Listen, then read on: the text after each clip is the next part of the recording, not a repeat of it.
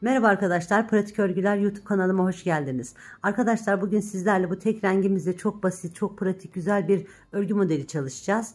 Benim modelimi çalışmak için elimde bebe yünü bir ipim var ve ipim uygun olarak da 3 milimetre bir tığ kullanacağım. Şimdi örme işlemine geçelim. Modelimizi örmeye zincir çekerek başlıyoruz. Öncelikle ipimizi şöyle bir sabitliyoruz. Çok sıkı olmayan zincirler çekiyoruz. Modelimizin altı toplanmasın diye.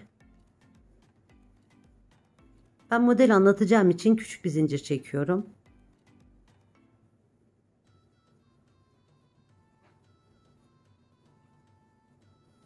Bu kadar zincir bizim işimizi görecek.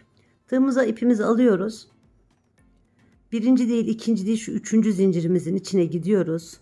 Şu şekilde.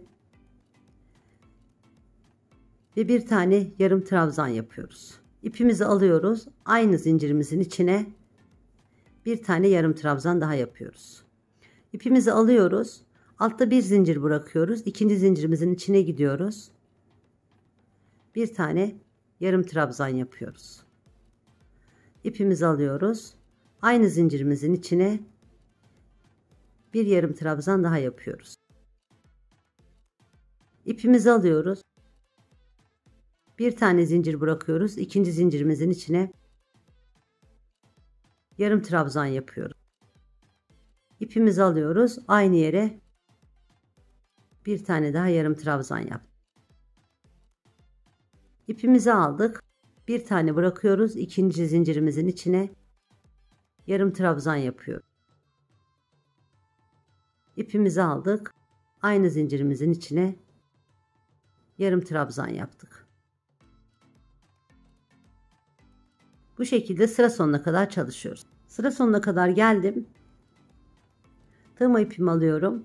Bir tane ilmek bırakıyorum. İkinci zincirimin içine gidiyorum ve bir tane yarım trabzan yapıyorum. Bir tane zincir çekiyorum. Modelimi döndürüyorum. Hemen ilk ilmeğimin içine bir tane sık iğne yapıyorum. Ve sıradaki bütün ilmeklerimin içine yine sık iğneler yapıyorum.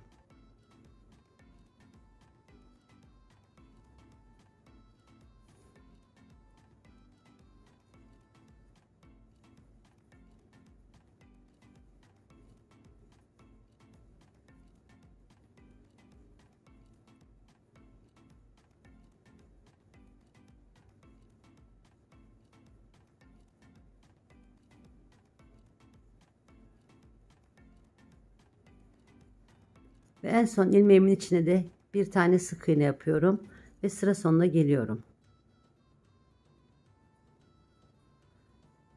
1 ve 2 tane zincir çekiyorum. Modelimi döndürdüm. Tığıma ipimi aldım. Bir değil, ikinci zincirimin içine gidiyorum. Bir tane yarım trabzan yaptım. İpimi aldım. Aynı ilmeğimin içine yarım trabzan yaptım.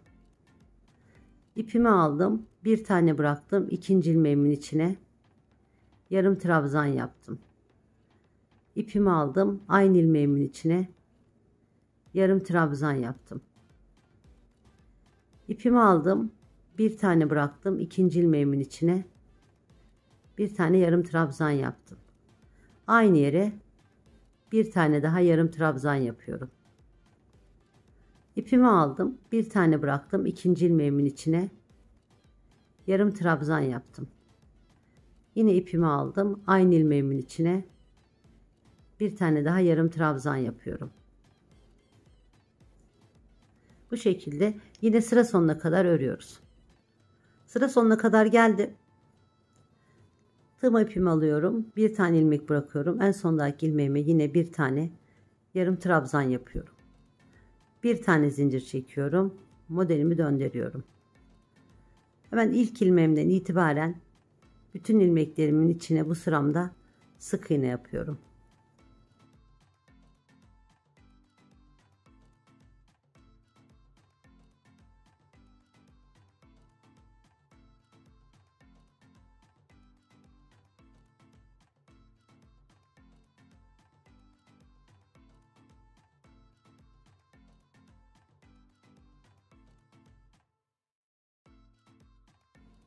Ve son ilmeğimin içine de bir tane sık iğne yapıyorum.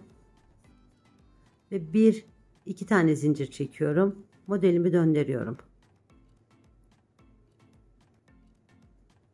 İpimi alıyorum. Bir değil, ikinci ilmeğimin içine gidiyorum. Bir tane yarım trabzan yapıyorum. İpimi alıyorum. Aynı ilmeğimin içine bir tane daha yarım trabzan yaptım. Tığma ipimi aldım. Bir değil, ikinci ilmeğimin içine gittim. Bir tane yarım trabzan yaptım. İpimi aldım. Aynı ilmeğimin içine bir tane daha yarım trabzan yaptım. İpimi aldım. Bir tane ilmek bıraktım. İkinci ilmeğimin içine gittim. Bir tane yarım trabzan yaptım. Tığma ipimi aldım. Aynı ilmeğimin içine gittim. Bir tane daha yarım trabzan yaptım. İpimi aldım. Bir tane bıraktım. İkinci ilmeğimin içine yarım trabzan yaptım.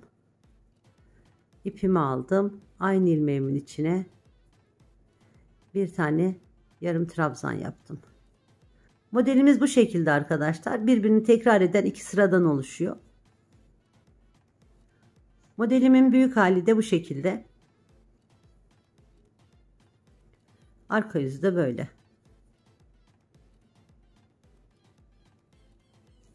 Modelimiz oldukça basit bir model. Örgüye yeni başlayan arkadaşlarımın bile çok rahatlıkla yapabileceği bir model. Kesinlikle hiçbir zorluğu yok. Sadece yarım trabzan ve sık iğneden oluşuyor. Ben tek renk çalıştım. Siz isterseniz iki renkte çalışabilirsiniz. Her iki sırada bir kalan iplerinizi değerlendirmek için renk değişikliği yapabilirsiniz. Ve bugünkü videomuzun da sonuna geldik. Beni buraya kadar izlediğiniz için hepinize çok ama çok teşekkür ediyorum. Modelimizi yapacak olan arkadaşlarıma şimdiden kolay gelsin diyorum. Kanalıma destek olmak adına videomu beğenmeyi, videoma yorum yapmayı ve kanalıma abone olmayı unutmayın. Bir sonraki örgü videomuzda görüşünceye kadar sağlıcakla kalın, hoşça kalın.